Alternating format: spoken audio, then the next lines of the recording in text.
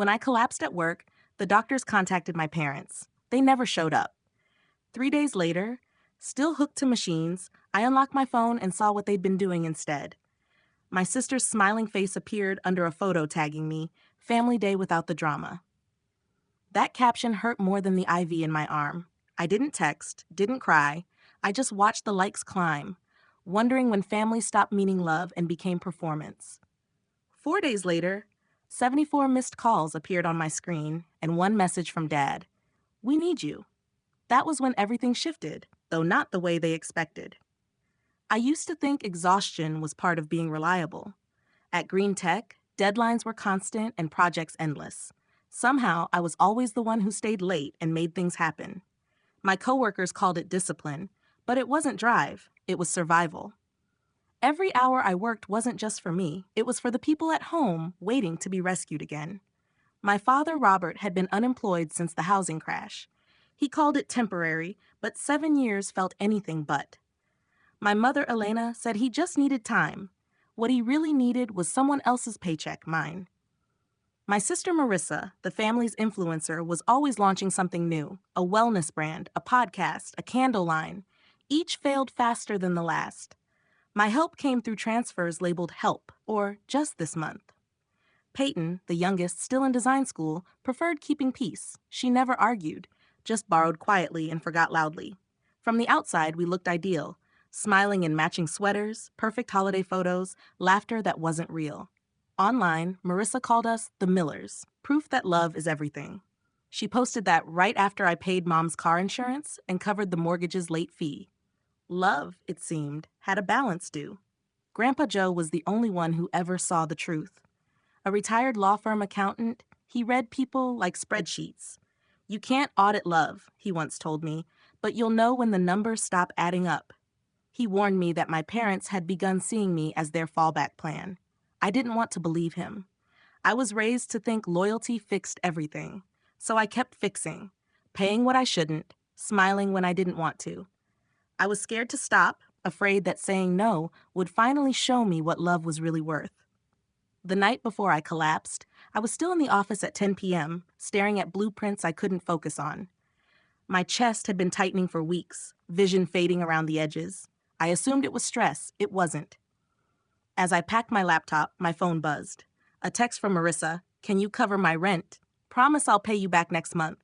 I typed a reply, deleted it, typed again, then sent, "Sure." That was the last message I wrote before the floor came up to meet me. The hospital lights were too bright, too clean, as if trying to erase what happened. When I opened my eyes, everything was blurred. The ceiling tiles, the IV lines, the nurse asking if I knew where I was. I didn't answer. My phone was dead. My chest ached. The monitor beside me beeped softly, syncing with something fragile inside me. When the doctor finally spoke, his voice was calm but distant. "Cardiac event. You were lucky. Your coworker acted fast." Lucky. That word stung. Because luck shouldn't have kept me alive. Love should have. They told me they called my emergency contacts, my parents, but no one answered. "We left several messages," the nurse added gently, as if the truth might hurt more than the IV needle. Hours passed. No calls, no visits. I watched sunlight crawl across the wall and disappear. On the third day, the nurse returned my fully charged phone. I shouldn't have opened it, but I did. The first thing I saw wasn't a missed call or text. It was a notification. "You've been tagged in a post by an official account." My fingers trembled as I tapped it open. The photo loaded slowly.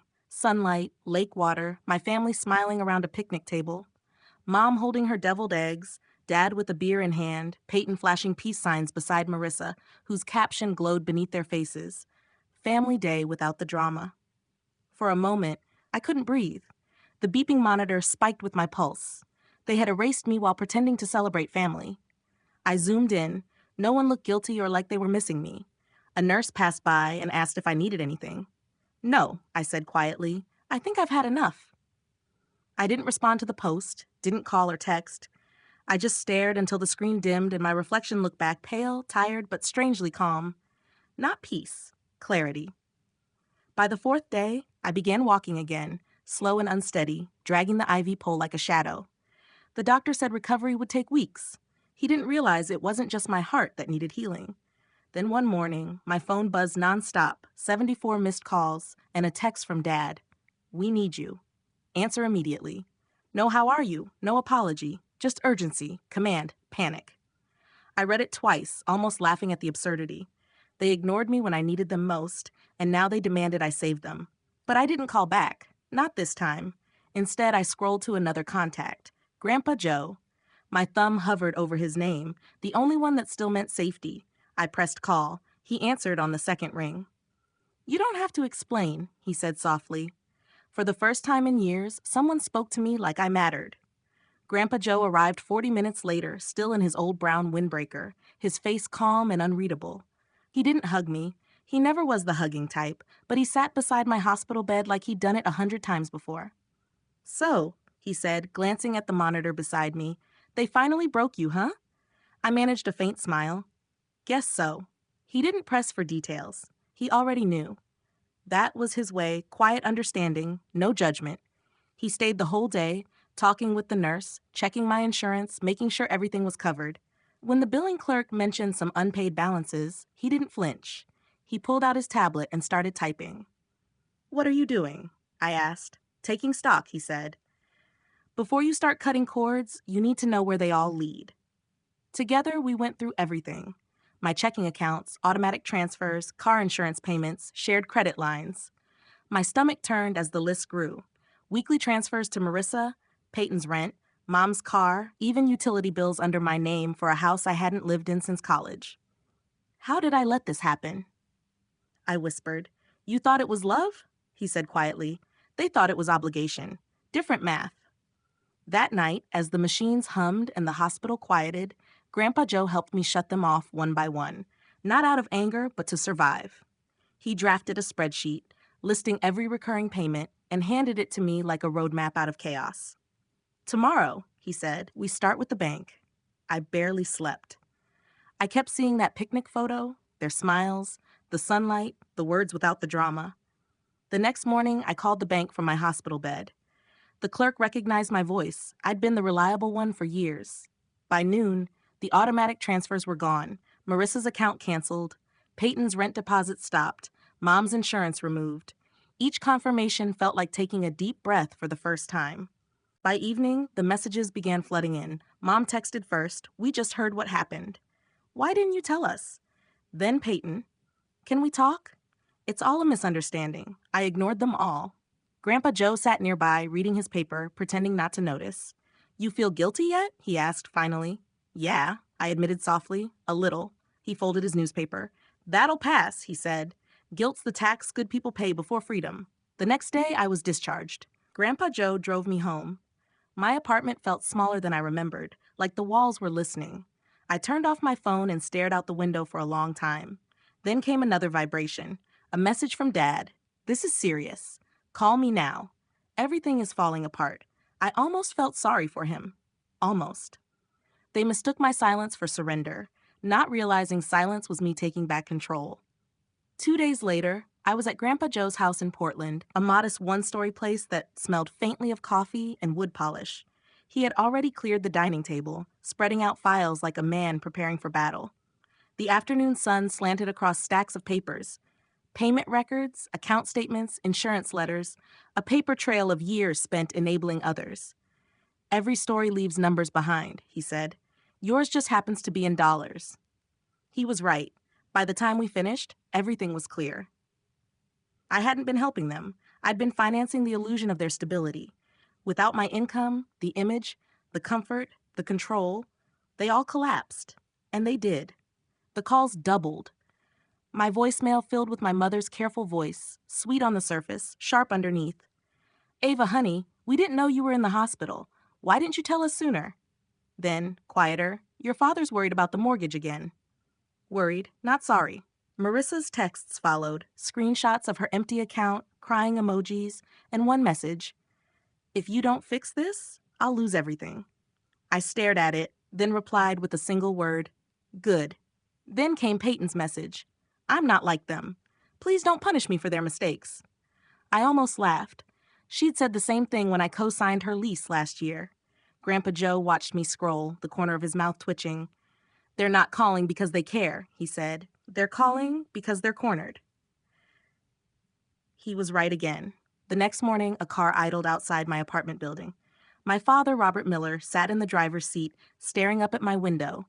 He didn't text or come up, just waited like a collector waiting for a confession. I didn't go down. Later that day, a message arrived. You're about to destroy everything we built. I hope you understand the damage you're causing. I read it twice out loud, tasting the irony. Everything we built. I showed it to Grandpa Joe. He nodded. That sentence says more than he meant it to. That night, Marissa uploaded a video, a slow, emotional walkthrough of our old house, now nearly empty. The camera panned across bare walls and boxes while her voice trembled. They took everything, she said. And guess who let them? The video cut to an old photo of me smiling from a Christmas years ago. The caption read, "Sometimes blood doesn't mean family." The comments flooded in, sympathy, pity, judgment. Influencers reposted it. My inbox filled with strangers calling me ungrateful. Grandpa Joe watched the video silently, then stood, pulled his phone from his pocket, and made 3 short calls. Within 48 hours, we had every document: mortgage papers, loan defaults, credit histories. The truth was plain.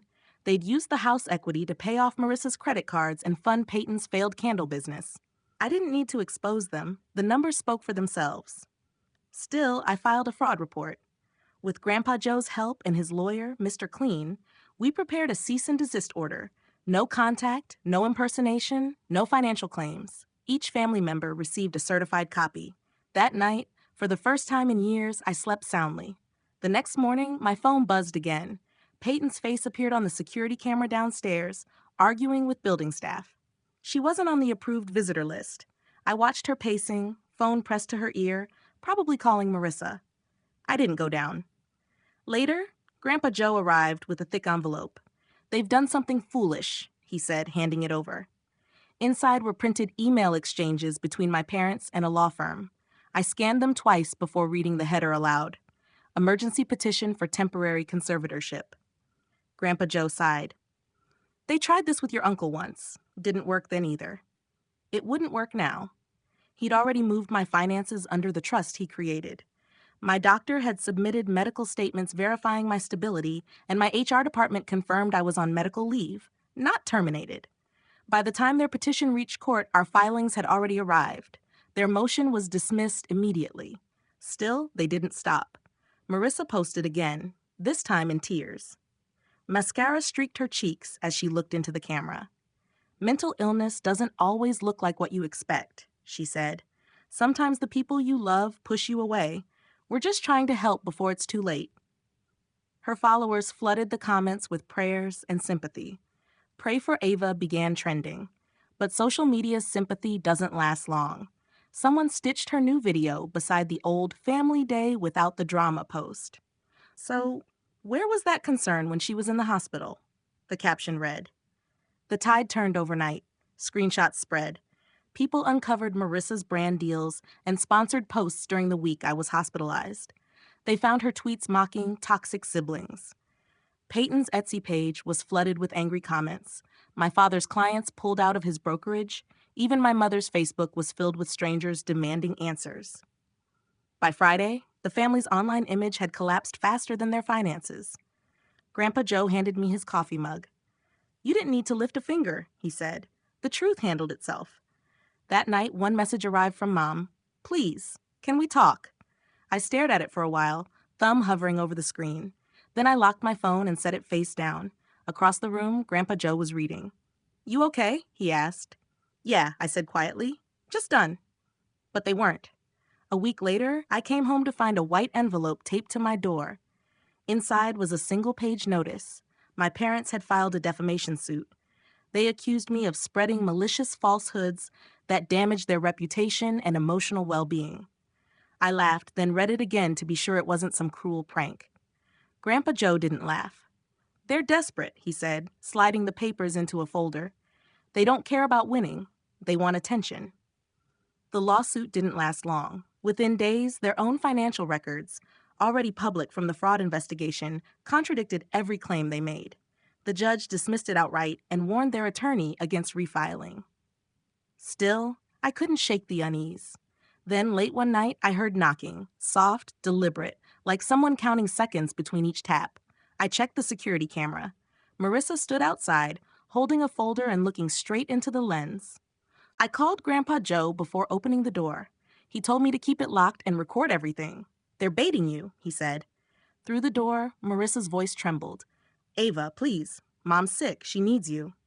I said nothing. The knocking stopped, followed by the sound of footsteps retreating. Moments later, my phone lit up with texts. "You've ruined us. Are you proud?" Then another. "You'll regret what you've done." I saved every message. The next morning, I gave them to Grandpa Joe's lawyer. He nodded grimly and filed for a restraining order that same day. For a while, silence returned. I went back to work, reconnected with colleagues, even started volunteering at a local shelter. But peace has a way of feeling fragile after chaos. Every unexpected sound made me check the doorbell camera. Every unknown number made my pulse spike. Then one evening, while sorting mail, I found a handwritten note slipped between bills. The handwriting was unmistakable. "Mom's. We're still your family. Grandpa won't be around forever. When he's gone, you'll have no one. Think carefully before burning your last bridge." I read it 3 times, my hands shaking slightly. Grandpa Joe watched quietly as I handed it to him. He didn't speak for a long moment, then folded it and placed it in the same file as the lawsuit. "They've shown you who they are," he said softly. "Believe them." Days turned into weeks. Court documents came and went. The fraud case moved forward.